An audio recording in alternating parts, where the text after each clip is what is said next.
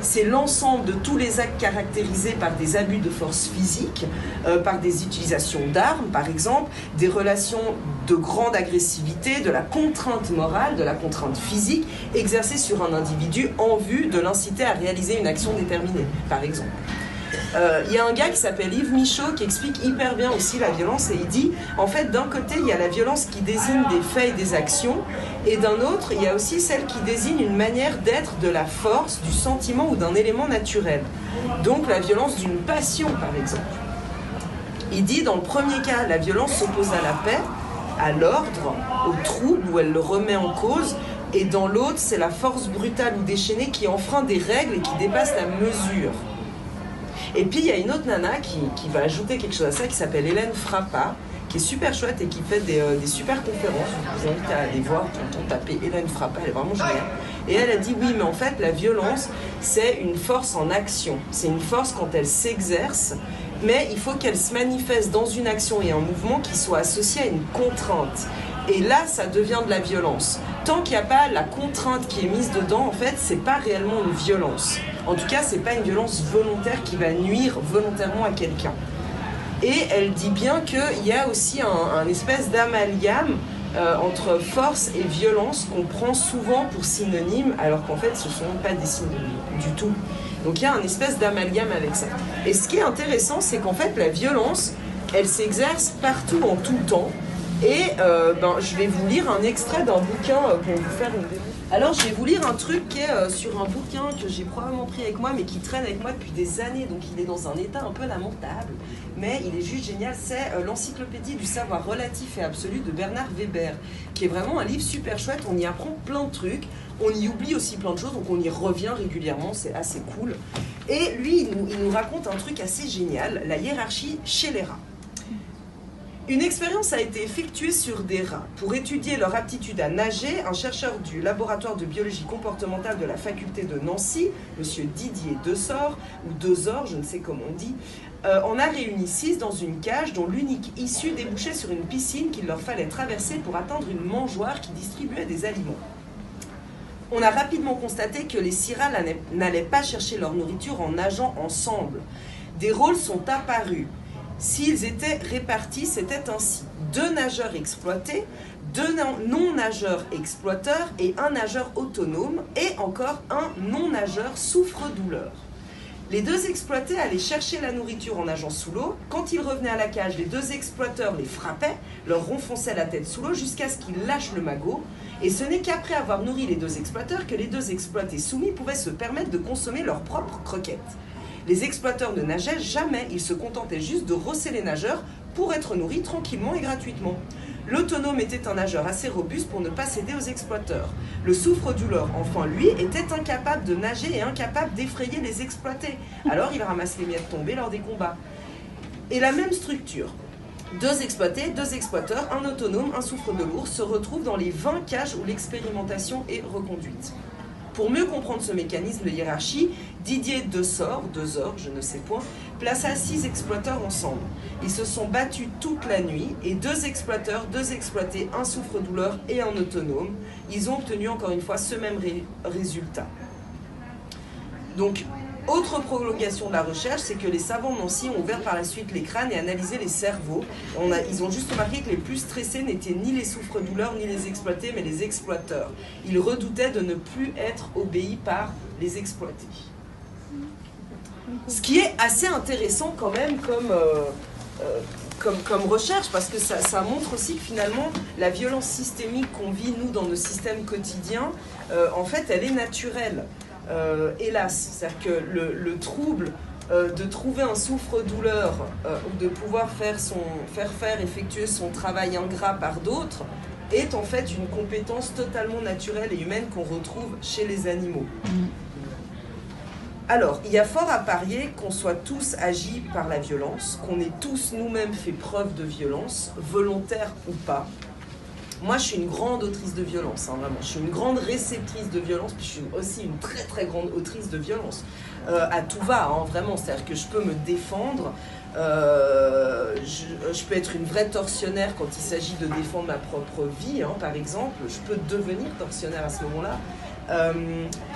je peux être très défensif si on m'attaque, si on attaque mon habitat personnel, si je sens que justement on va agir de la violence devant moi face à un individu que j'estime en difficulté ou en faiblesse, alors là je vais moi-même devenir auteur de violence. Et c'est ça qui est intéressant, c'est de se dire, tiens, on accuse, on dit, ah oui, ça c'est très violent, ah, ça c'est très violent. Puis en fait, quand on prend un recul, on se rend compte que soi-même, en fait, on est aussi en déséquilibre constant avec ça. Même bousculer quelqu'un en sortant d'un bus, hein, lui bousculer l'épaule, en fait, c'est un micro-acte violent. Alors c'est un micro-acte violent, en soi, c'est pas très important. Mais en fait, imaginez de bousculer toutes les personnes qui étaient dans le bus dans lequel vous sortiez. Ben là, on s'en rendrait compte parce qu'on bousculerait, je sais pas, 10, 20, 30, 50 personnes. On dirait, putain, j'ai mal à l'épaule en fait. Donc voilà, on peut avoir aussi une échelle de violence. Hein. La violence, c'est pas tout de suite dramatique. Donc on a aussi une propension à une échelle de violence.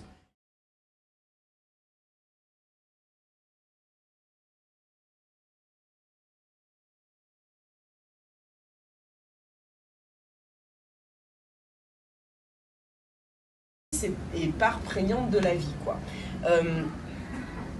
Et du coup, je me suis dit, mais comment je pourrais résumer toutes ces violences qui existent? Alors, il y a plusieurs violences.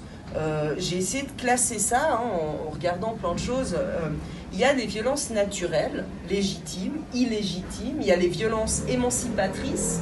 Il y a les violences défensives, les violences révolutionnaires, les violences conservatrices. Et on voit par exemple dans les mythes, depuis toujours, c'est-à-dire depuis la naissance de l'homme, on est dans la violence, même sur le point mythologique. Quand on prend par exemple les mythes tout simples de Médée, la vengeresse, qui va à chaque fois se venger et tuer et son père et tuer la future femme de Jason qui l'aura quitté, etc. On voit qu'elle est vraiment dans la violence de ses émotions, de ne pas pouvoir réprimer ses émotions et d'agir du coup en violence en contrepartie pour finalement équilibrer la violence qu'elle ressent. Donc on sait aussi que la violence amène de toute façon de la souffrance en fait. Il n'y a pas de violence sans souffrance. Les deux sont les meilleurs amis hein, en fait. Caïn aussi, on a quand même un mythe du début de l'humanité qui est Caïn, qui est quand même voilà, le fratricide par excellence, avec tout ce qui va en suivre. C'est-à-dire que Caïn n'est pas puni par son père, n'est pas puni par Dieu. Dieu lui dit juste, oui bon, bah, effectivement, tu as commis quelque chose de terrible, mais je ne t'en veux pas en fait, je t'aime et même, je vais même encore te chérir. Et Caïn, en fait, le poids de sa souffrance par rapport à la violence, aux actes violents qu'il a commis, qui étaient eux-mêmes engendrés par la violence de sa jalousie, vont faire qu'il va culpabiliser toute sa vie, être dans une souffrance de culpabilité constante. Donc finalement, la violence, elle a plein de fils et plein de tissus comme une toile d'araignée qui font qu'effectivement, on a de la peine à s'en dépaître et qu'elle est parfois très claire et très visible. On va dire ça, c'est un acte de violence parce qu'effectivement, on sent la force qui s'en dégage. Il peut y avoir même des meurtres, on peut être dans de la violence extrêmement sanglante et c'est clair. Et on peut être dans des violences qui sont beaucoup plus sublimées, qui sont beaucoup plus transparentes et qui sont tout autant solides, mais qu'on a de la peine à visualiser. Et du coup, ce qui est intéressant, je regarde quand même de temps en temps un petit peu l'heure aussi. Vous me ferez signe si tout d'un coup, dis donc, ça fait 3h30 qu'elle parle, là, ça suffit, hein, vous me direz. Et du coup, on se rend compte que les violences, voilà, il y a plusieurs choses. Ah oui, il y a aussi quand même dans les mythes, ce qui est très intéressant pour expliquer, parce qu'en ce moment, on parle beaucoup des fratricides, des féminicides, de toutes les meurtres un peu en famille, et notamment des violences faites aux femmes. Hein. Depuis quelques années, on est quand même en grande réflexion collective sur ça. Et ce qui est intéressant, par exemple, sur ça, c'est le mythe d'Ève. C'est-à-dire que le mythe d'Ève et d'Adam sont très révélateurs de cet enjeu de souffrance qui règne dans la mythologie intégrée, donc dans la symbolique intégrée de l'homme et de la femme. Et donc, qu'est-ce qu'on a par là? On a que finalement, Ève, c'est tout le temps finalement la manipulation et le désir, c'est-à-dire qu'elle manipule l'homme pour réussir à arriver à son désir qui est de manger cette pomme. Hein. On est toujours dans ce mythe de la Genèse qui fait naître cette relation compliquée entre l'homme et la femme. Et puis, donc la femme est perçue comme effectivement le péché originel et finalement celle qui doit cacher ce qu'elle peut provoquer chez l'autre. Et puis, on a l'homme qui, lui, est dans cette soumission idiote, c'est-à-dire cette faiblesse de soumission, faible pour pouvoir répondre à la chair qu'il désire, d'être capable de se soumettre à tout faire et de s'esclavagiser au désir finalement et à la sublimation de la manipulation que Ève met en jeu. Et donc là, on est dans une image très symbolique de ce constant rapport d'homme et de femme, qui est que l'homme a envie un peu de soumettre la femme, puisque lui-même s'est soumis au désir de la femme dans ce mythe-là, et qu'il essaie finalement de rattraper cette soumission. Non, bah non, moi je suis pas un soumis en fait. Et la femme qui dit, bah non, moi je suis pas une manipulatrice, arrêtez de penser que je suis une manipulatrice, c'est absolument pas bien, c'est toi qui es idiot, puis qui t'es soumis à un truc que je t'ai même pas demandé en fait. Voilà, donc on est dans une espèce de boucle comme ça, qui fait qu'effectivement ça engendre de la violence, puisque les deux sont en souffrance, et que cette souffrance engendre de la violence, puisqu'on est toujours dans ce mythe et qu'on n'arrive pas à casser ce mythe-là et à réparer ça. Alors moi, je n'ai pas les clés, hélas, pour tout ça.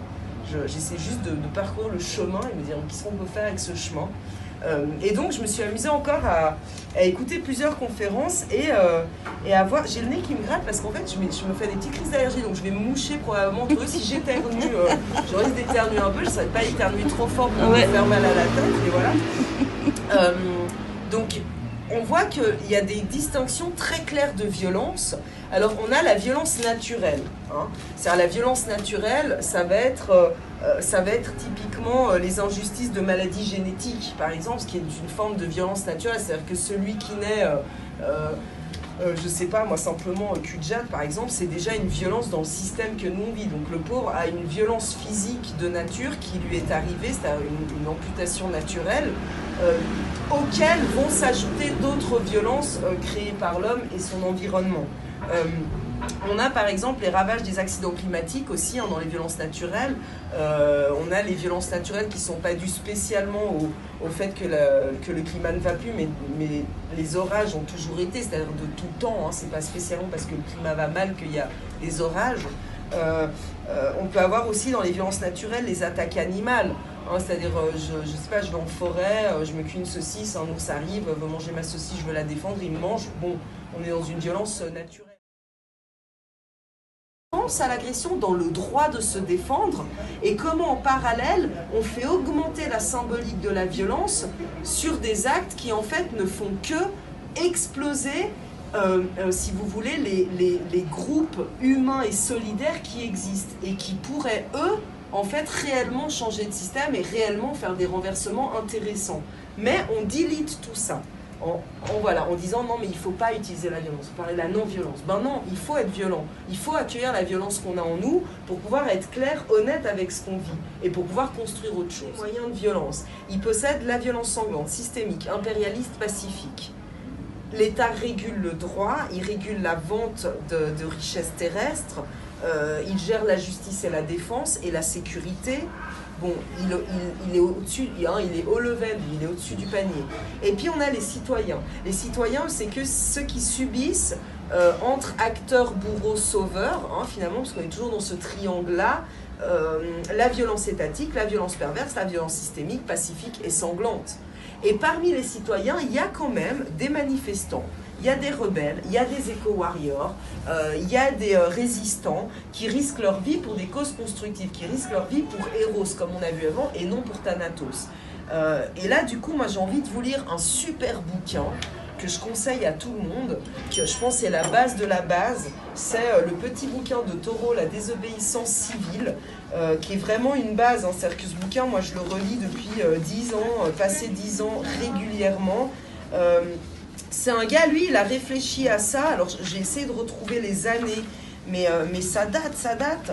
Donc, lui, c'était en 1830, un truc comme ça qu'il a écrit ça. J'ai plus la date exacte, là, il faudrait que je vous redise ça. C'est entre 1830 et 1840 qu'il écrit ça. Donc, c'est absolument pas nouveau. Là, on est quand même en 2019. Hein. Ça fait un sacré bail qu'il a écrit ce bouquin. Et en fait, c'est totalement d'actualité. Et donc, je vous ai fait des extraits de ce bouquin. Donc, je vous lis un extrait parce que tout le bouquin sera un peu long. Hein. Mais voilà, je vous lis un peu ça. Donc, Thoreau, désobéissance civile. J'accepte de tout cœur la devise suivante. Le meilleur gouvernement est celui qui gouverne le moins. Et j'aimerais d'ailleurs l'avoir suivie le plus rapidement et plus systématiquement. Exécutée, elle se résume à ceci, que je crois d'ailleurs aussi. Hein. Le meilleur gouvernement est celui qui ne gouverne plus du tout. Et quand les hommes y seront prêts, alors un tel gouvernement sera possible. Je réclame non une absence immédiate de gouvernement, mais je réclame immédiatement un meilleur gouvernement. Que chacun publie quel serait le genre de gouvernement qu'il respecterait, et alors nous aurions déjà fait un pas vers sa réalisation. Ne peut-il donc exister un gouvernement dans lequel les majorités ne décident pas virtuellement du juste et de l'injuste, mais plutôt notre conscience ?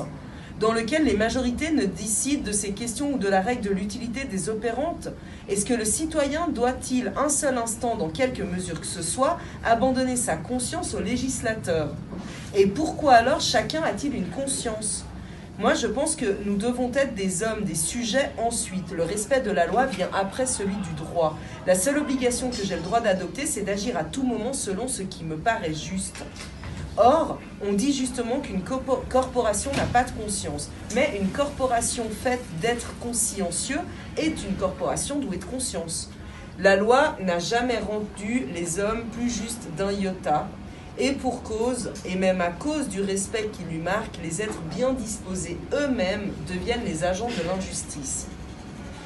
Je suis bien trôné pour être possédé, et je ne suis pas un subalterne aux ordres, un serviteur ou un instrument utile de tout État souverain de par le monde. Je prends la prochaine. J'ai fait mes petites notes.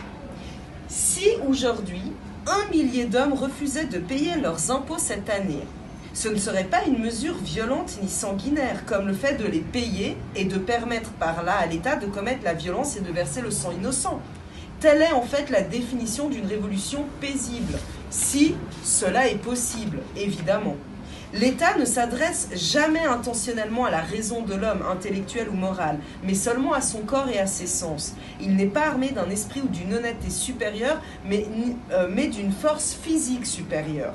Je ne suis pas né pour être contraint, je veux respirer comme je l'entends. Voyons donc qui est le plus fort. Quelle force a donc une multitude? Seuls peuvent me contraindre ceux qui obéissent à une loi plus altière que la mienne. Moi, j'ai jamais refusé de payer l'impôt, sur les routes par exemple, parce que je suis aussi soucieux de montrer bon voisin que d'être mauvais administré. Quant à entretenir des écoles, je joue mon rôle pour instruire mes concitoyens, comme moi par exemple je le fais en ce moment, et ce n'est pas un article de la feuille d'impôt que je refuse de payer, je souhaite seulement refuser mon allégeance à l'État. En fait, je déclare tranquillement la guerre à l'État à ma manière, et bien que je souhaite continuer d'en retirer les utilités, les avantages que je pourrais, et ça c'est bien naturel. Si d'autres payent l'impôt qui m'est demandé par compréhension pour l'État, ils le font, ce que moi j'ai déjà fait pour eux. Ou plutôt, ils ajoutent à l'injustice que celui-ci exige. Telle est donc ma position à moi pour le moment. Alors je ne souhaite pas me quereller avec aucun homme, ni aucune nation. Je ne souhaite pas couper les cheveux en quatre ou établir de fines distinctions ou passer pour meilleur que mes voisins. Je cherche plutôt un prétexte pour me conformer aux lois du pays et je ne suis que trop prêt pour m'y conformer. Les hommes d'État et les législateurs si totalement impliqués dans l'institution ne la contemplent jamais nettement dans toute sa nudité. Ils parlent de faire évoluer la société, mais n'ont aucun point d'observation en dehors d'elle. Ce sont peut-être des hommes dotés d'une certaine expérience et de discernement, qui ont sans doute inventé le système savant et même utile, mais ce dont nous les remercions sincèrement. Mais tout leur esprit et toute leur utilité résident dans certaines limites finalement pas très larges. Et je m'arrêterai là pour les exemples de Thoreau.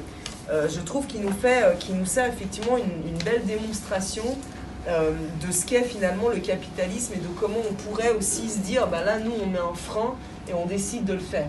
Et refuser de payer ses impôts, c'est en partie montrer qu'on refuse l'allégeance à l'État et qu'on refuse l'allégeance finalement à la violence sanguine et systémique.